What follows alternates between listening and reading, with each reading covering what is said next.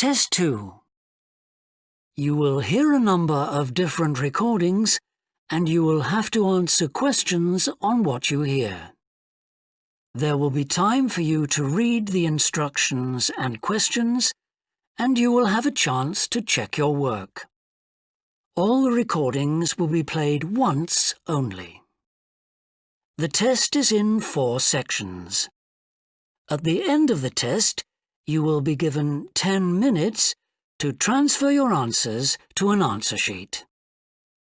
Now turn to Section 1. Section 1. You will hear a man interviewing a woman in the street about her use of transport. First, you have some time to look at questions 1 to 5.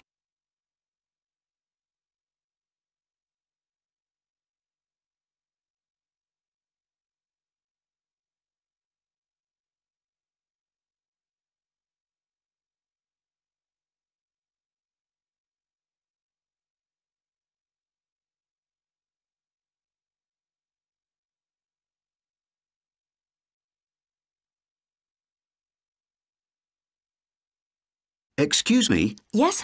I wonder if you could spare a few minutes to do a survey on transport. It won't take long. No, that's fine. Oh, lovely. The survey is on behalf of the local council. They'd like to know about what transport you use and any suggestions for improvement. Can I start by asking you how you travelled to town today? Sure, I came on the bus. Great. Now, can I get a few details about yourself? OK. What's your name? It's Louisa. Yes. Hardy. Can you spell that, please? Yes, it's Hardie. Great, thanks. And can I have your address? It's 19 Whitestone Road. Oh, right, I know that area. It's Bradfield, isn't it? That's right. Is the postcode GT7? It's actually GT8 2LC. Great. And could I ask what your job is? Are you a student? I've actually just finished my training. I'm a hairdresser. Oh, right. And one more question in this section. What is the reason for you coming into town today? Actually, it's not for shopping today, which would be my normal reason, but to see the dentist. Right. Thanks. Before you hear the rest of the interview, you have some time to look at questions 6 to 10.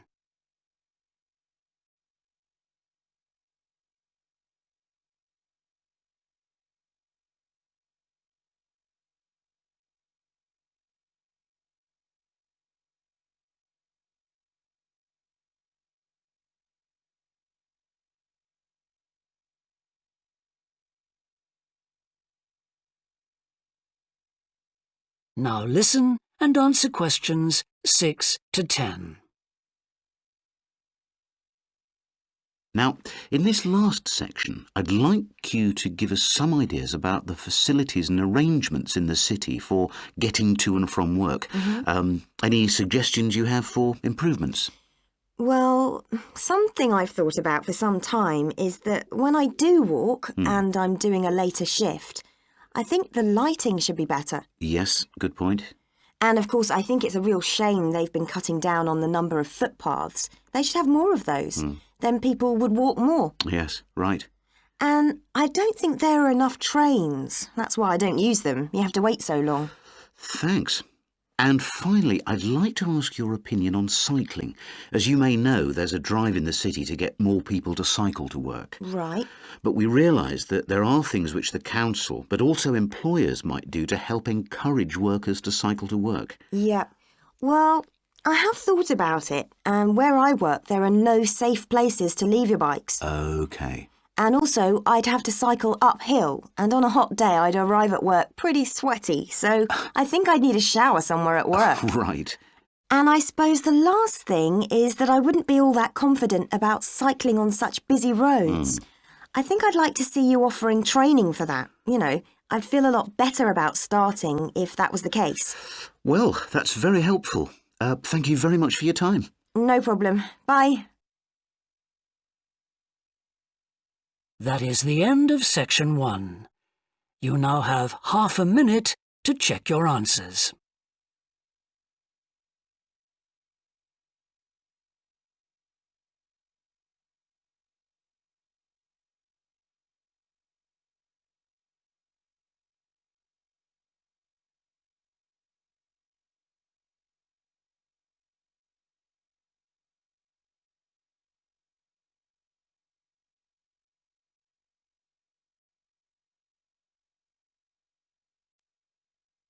Now turn to Section 2.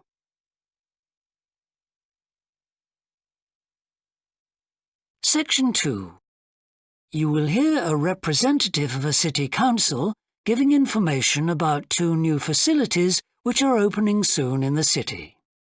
First, you have some time to look at questions 11 to 14.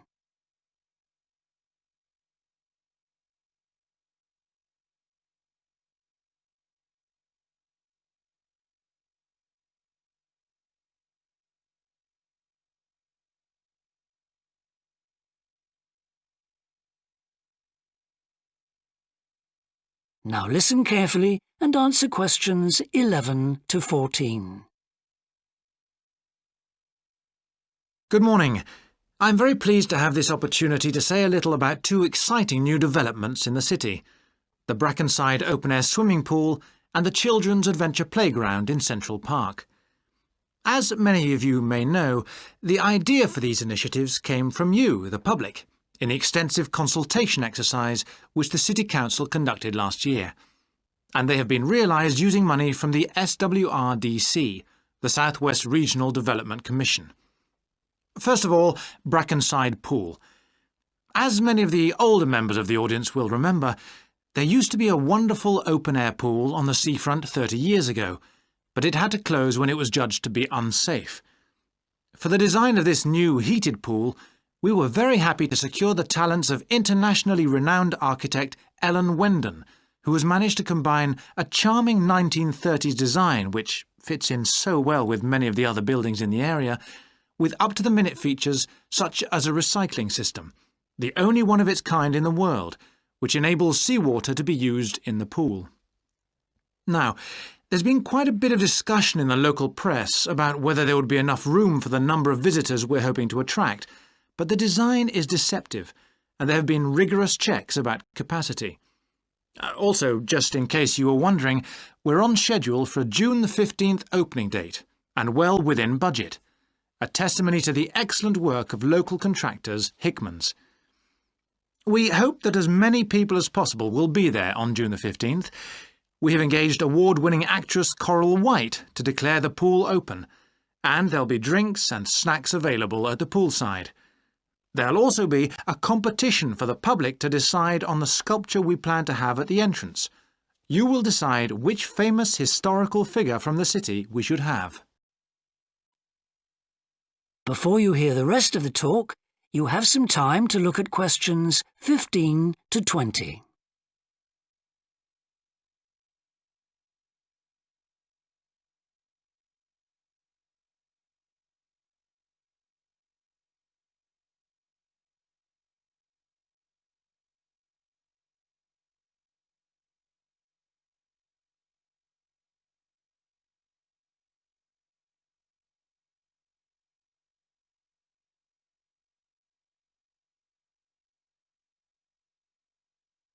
Now listen and answer questions 15 to 20. And now, moving on to the Central Park Playground, which we're pleased to announce has just won the Douglas Award for Safety. The news came through only last week. The unique design is based on the concept of the global village, with a playground being divided into 6 areas showing different parts of the world, each with a representative feature. For example, there is a section on Asia, and this is represented by rides and equipment in the shape of snakes, orangutans, tigers and so on, fauna native to the forests of the region. Moving south to the Antarctic, we couldn't run to an ice rink, I'm afraid, but opted instead for climbing blocks in the shape of mountains. I thought they could have had slides for the glaciers, but the designers did want to avoid being too literal. Then on to South America. And here the theme is El Dorado, games replicating the search for mines full of precious stones. And then, moving up to North America, here there was considerable debate. I know the contribution of cinema and jazz was considered, but the designers finally opted for rockets and the International Space Station. Eastwards to Europe then, and perhaps the most traditional choice of all the areas, medieval castles and other fortifications. Then last but not least, moving south to Africa, and a whole set of wonderful mosaics and trails to represent the great rivers of this fascinating and varied continent. Now, the opening date for our global playground is the 10th of July, and again, we'd love to see you there. So, make a date and come and see this magnificent, original new amenity right in the heart of the city. That is the end of Section 2. You now have half a minute to check your answers.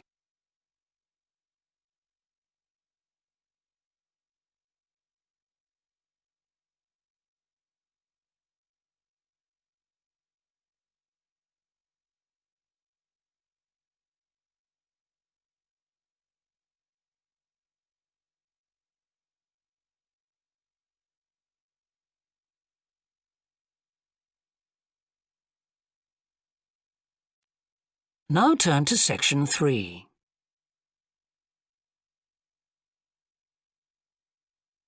Section 3. You will hear two anthropology students called Victor and Olivia discussing their joint presentation about a Norwegian explorer called Thor Heyerdahl. First, you have some time to look at questions 21 to 24.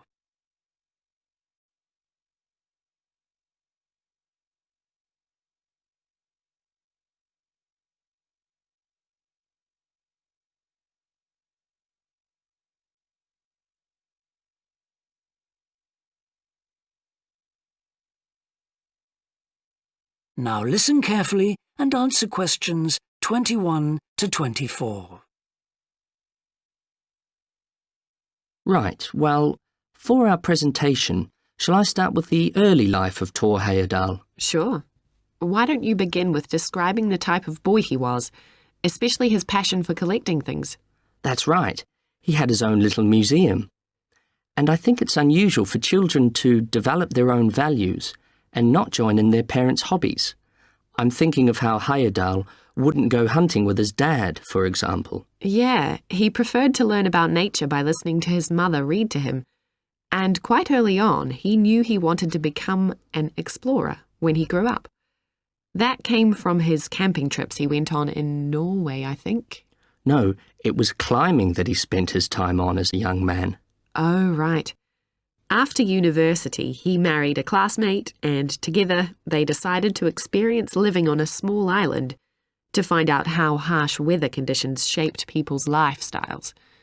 As part of their preparation, before they left home, they learnt basic survival skills, like building a shelter. I guess they needed that knowledge in order to live wild in a remote location with few inhabitants, cut off by the sea, which is what they were aiming to do. An important part of your talk should be the radical theory Heyerdahl formed from examining mysterious ancient carvings that he happened to find on the island. I think you should finish with that. OK. Before you hear the rest of the discussion, you have some time to look at questions 25 to 30.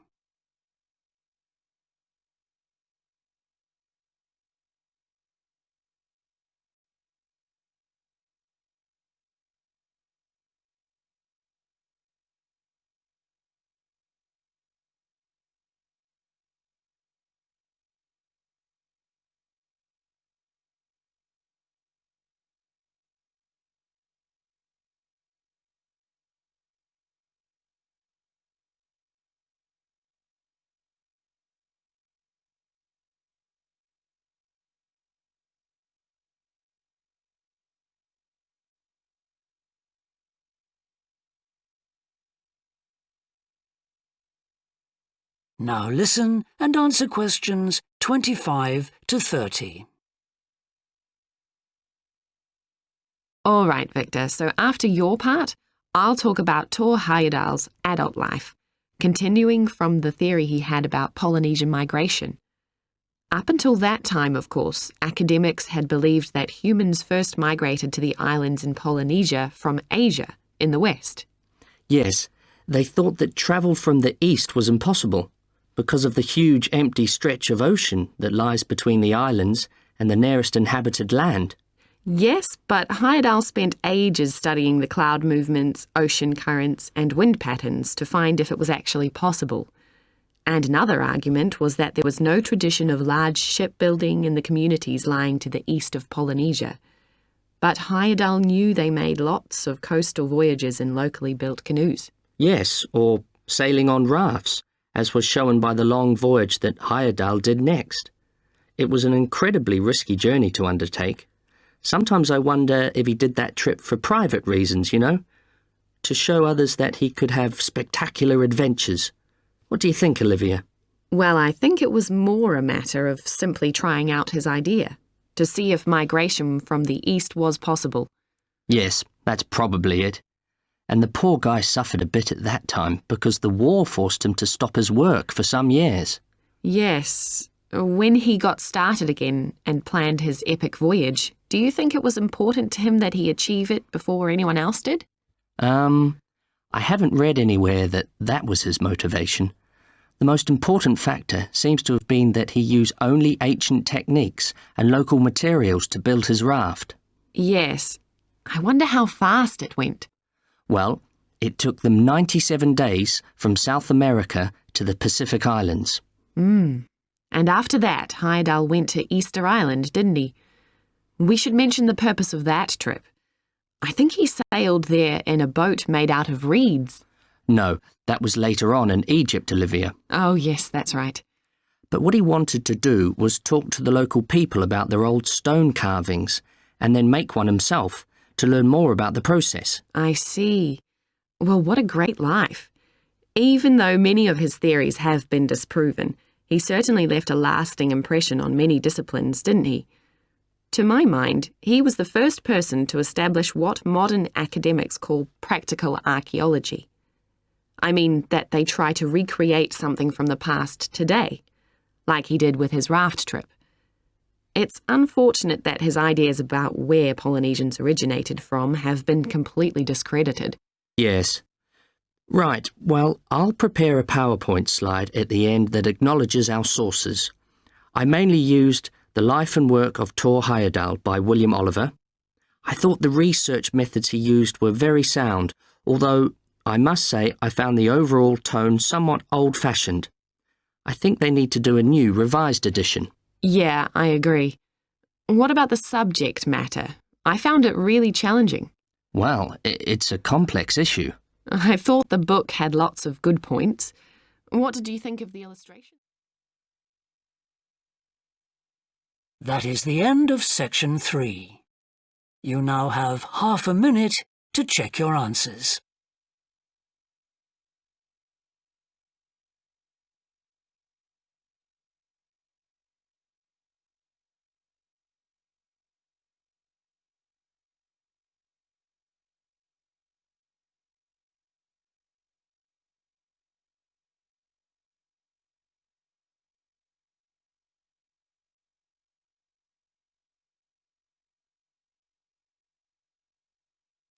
Now turn to section 4.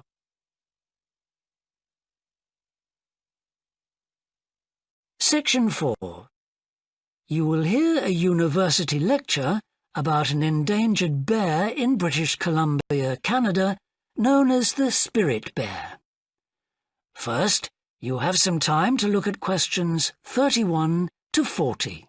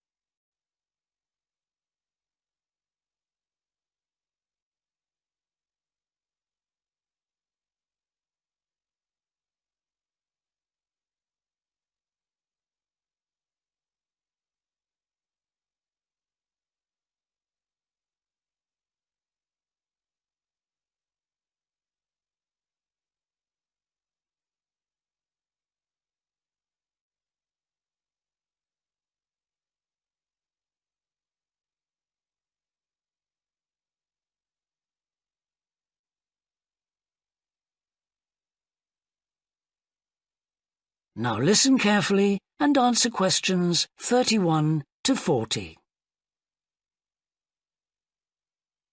Today, we continue our series on ecology and conservation with a look at a particularly endangered member of the black bear family. 1 in 10 black bears is actually born with a white coat, which is the result of a special gene that surfaces in a few. Local people have named it the spirit bear, and according to the legends of these communities, its snowy fur brings with it a special power.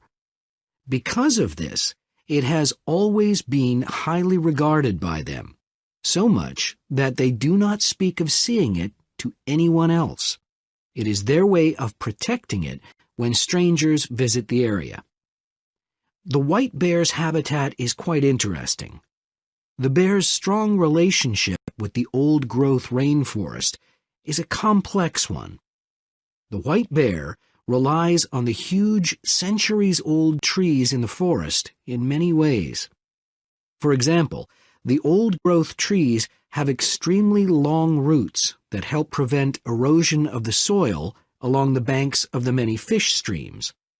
Keeping these banks intact is important because these streams are home to salmon, which are the bear's main food source. In return, the bear's feeding habits nurture the forest. As the bears eat the salmon, they discard the skin and bones in great amounts on the forest floor, which provide vital nutrients. These produce lush vegetation that sustains thousands of other types of life forms, from birds to insects and more. Today, the spirit bear lives off the coast of the province of British Columbia on a few islands.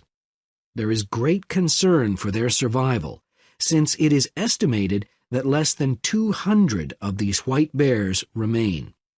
The best way to protect them is to make every effort to preserve the delicate balance of their forest environment. In other words, their ecosystem.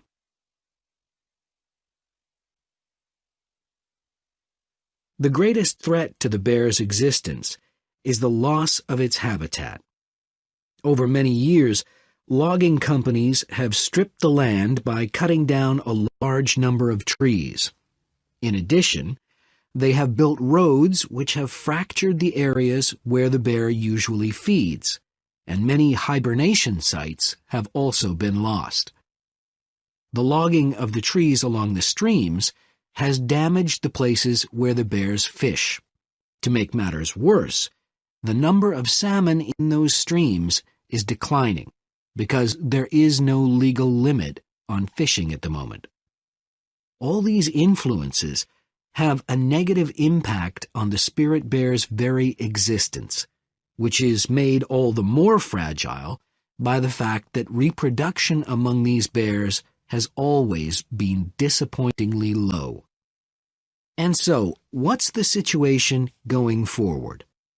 Community organizations, environmental groups, and the British Columbia government are now working together on the problem. The government is now requiring logging companies to adopt a better logging method, which is a positive step. However, these measures alone may not be sufficient to ensure a healthy population of the spirit bear in the future. Other steps also need to be taken. While it is important to maintain the spirit bear's habitat, there also needs to be more emphasis on its expansion. The move is justified as it will also create space for other bears that are losing their homes to damage. That is the end of section 4. You now have half a minute to check your answers.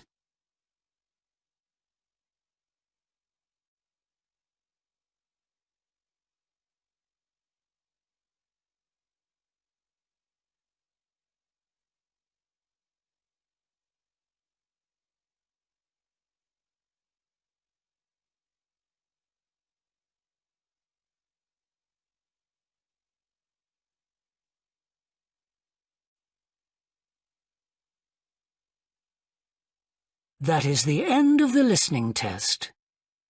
In the IELTS test, you would now have 10 minutes to transfer your answers to the answer sheet.